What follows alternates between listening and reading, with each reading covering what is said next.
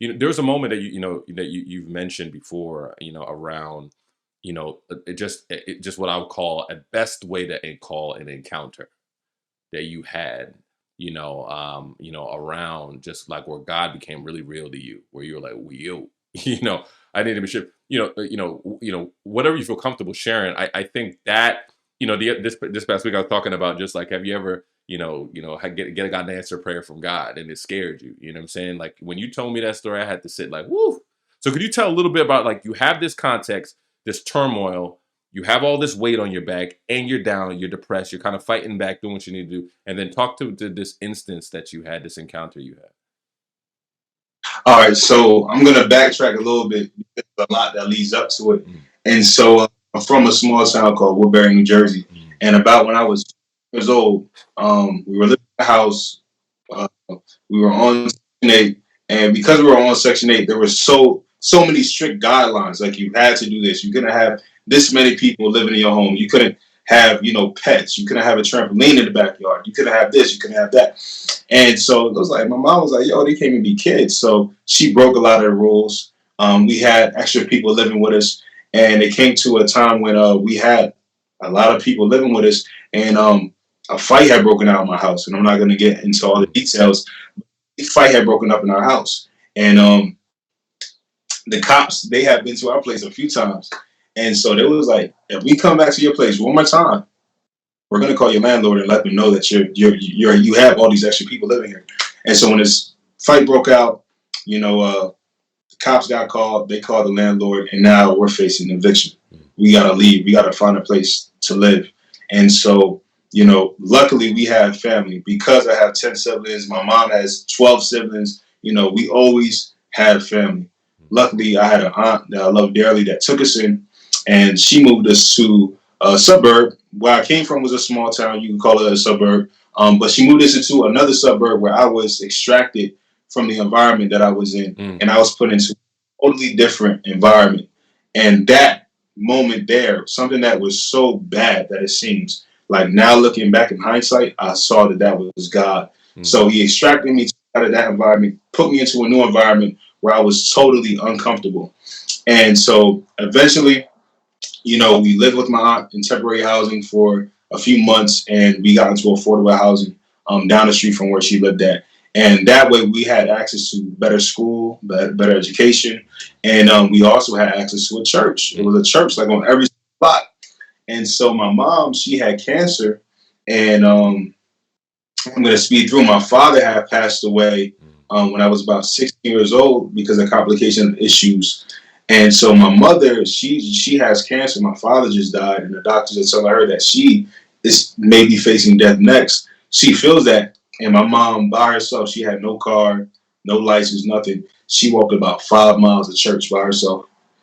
She walked to this church that was down the road, and she went to church that day. And she met this beautiful woman named Miss Jackie, mm, and then this woman named Miss Jackie who had breast cancer. So she sympathized with my mother having cancer. She was just like an angel sent, and she said, "You know what? I'm gonna pick you and your kids up every single Sunday to come to church." And so next Sunday came. My mother was sick because she was on chemotherapy, but yeah, my mother was sick. So me and my little brother went, and we went to church. And when I went to that church, man, the amount of love that the people there poured out on me. Like, mm, bro, I came there with a Nike hoodie, like just sagging my pants, baggy pants, whatever, Timberlands, all that type of stuff. The amount of love that they had poured on me was just amazing. mm, Like, from people that I didn't even know, it just like filled my heart with abundance. And so I continued to go to that church, and the men there taught me everything. It was my first time that I saw a platonic family, like mother, father, kids, married, not just living together, mm, not no common marriage, which is nothing wrong with that, but they were actually a platonic family. And so that was my first time seeing that. And I'm like, wow, it just opened my mind up to a whole nother world that I had not been so privy to in the past. And so I started going to church a little bit. Um, oh man, I think I missed the part. I'm sorry. Oh no, you were trying to So you said like you're going to church, and your mom had made that move. You guys got connected. You're feeling the love from everybody, men, sisters, yeah, people loving on you, and she's taking you to church. Right. So I want to backtrack a little bit. I'm sorry, I'm kind of No, you going good. all You over the good. place. Don't worry, man. Please. Yeah. So what happened was I moved to this new town, the suburban town with my aunt, and we started going to a new school system. We went to affordable housing, and one day after school, I had a pretty hard day after school, and I came home, and my mother was on the couch, and she was just like, on chemotherapy, and she had a bucket next to her, just like a bucket of blood, because she was on chemo, so she was just vomiting all the time. And the lights was off, opened up the fridge, there's no food. My father had recently passed away, and at this time I had to be about 16 years old.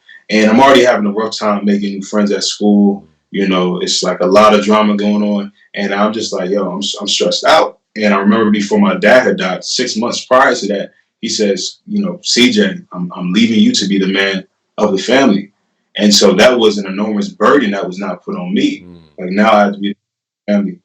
And so I came home that day and I just saw the conditions that we were in. And I had a cousin who was involved in, selling drugs. I don't know, like I think he was just like weed, and other stuff as well. And so I'm like, you know what? He had asked me if I wanted to get involved with what he was doing because he heard about my family was going through. I'm like, you know what? I know my parents told me to never get into that type of activity.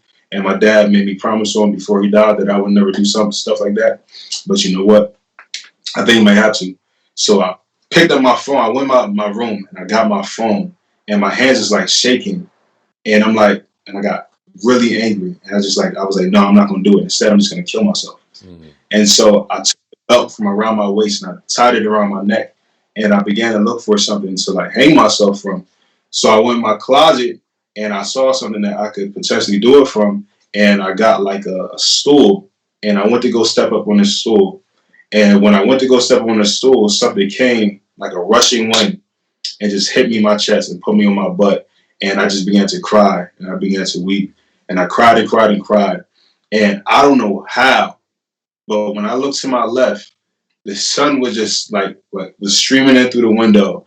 And I don't know how, but my Bible was just sitting in the door jamb, right on the floor at that very moment. And that was my God moment. I'm like, yo, this has got to be God. And I crawled over to my Bible and I grabbed it and I said, God, I'm not gonna do this. I'm gonna give my life to you. And I prayed to God. I'm like, God, listen. I was like, I want to give my life to you. I'm not gonna do this, but there's some things that I need. And I told him like, God, I need a car. I need a job, and I want my mom to be free from cancer. And I'm not trying to say that God always, he will give you what you ask for in His will, as long like material things.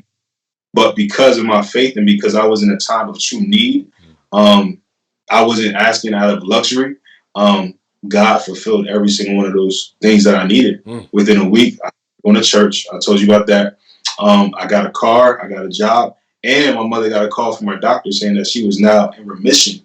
This is within a month span. All this stuff happened. And God had fulfilled every single one. Every single request that I had, God had fulfilled it. And that just was like, yo, God, like one, my Bible was there at that very moment. Two, I cried to him. He heard me and he delivered on every single one of his promises. And I wasn't no Bible thumper. I didn't know a whole bunch of scriptures. I didn't go in that prayer like quoting scriptures. I said, God, this is what I need. And God heard my prayer. And that from there, I went to church and am I gonna say I hit the ground running? But no, that change began to progressively happen. And I think that day that happened was the day that I gave my life to Christ at that moment.